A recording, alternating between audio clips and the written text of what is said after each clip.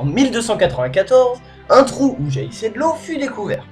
Le Grand Geyser, qui tient son nom du verbe islandais Glorsa, qui signifie jaillir. Il projetait son eau à plus de 80 mètres de haut, ce qui est à peu près la hauteur du Algramskelja. Algramskelja. Le plus grand édifice d'Islande, qui se situe à Reykjavik. Oui, j'ai aussi à le dire. C'est grand, comme tu peux le voir. Mais alors comment fonctionne un geyser? Jingle.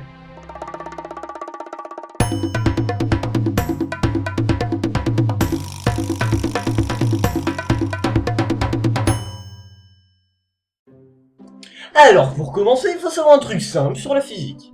L'eau ne bout pas tout le temps à 100 degrés. Je m'explique. La température d'ébullition de l'eau varie en fonction de la pression. Plus cette pression est forte, plus cette température est élevée. Exemple, parce que les exemples c'est cool. On a deux personnes, un homme et une femme. Tais-toi. L'homme est en train de s'astiquer la colonne dans les Bahamas tandis que la femme a planté son cul au sommet de l'Everest. S'ils font chauffer de l'eau en même temps, c'est elle qui aura de la vapeur en premier. Pourquoi? Parce que c'est une femme, vous me direz. Eh ben non. C'est parce que la température d'ébullition varie en fonction de la pression.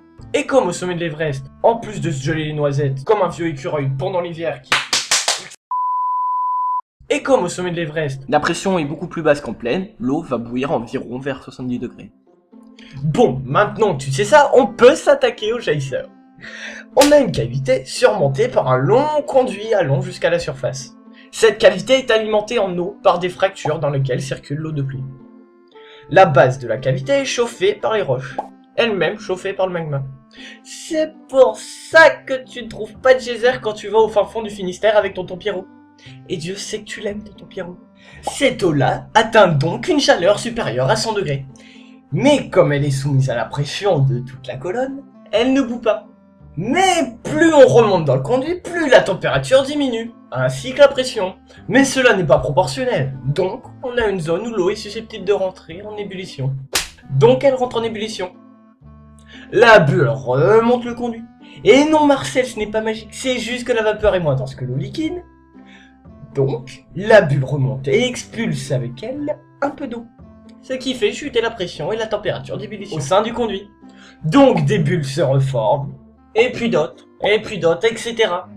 Jusqu'au moment où l'eau de la base devient elle aussi une bulle. Et là je peux te dire que ça part en couille. Run.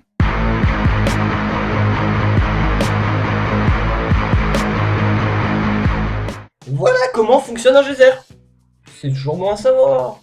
Et puis si ça t'a plu, like, pourquoi pas. Abonne-toi, partage à tes amis, à ta famille, à qui tu veux. Et surtout n'oublie pas, tout est bon à savoir.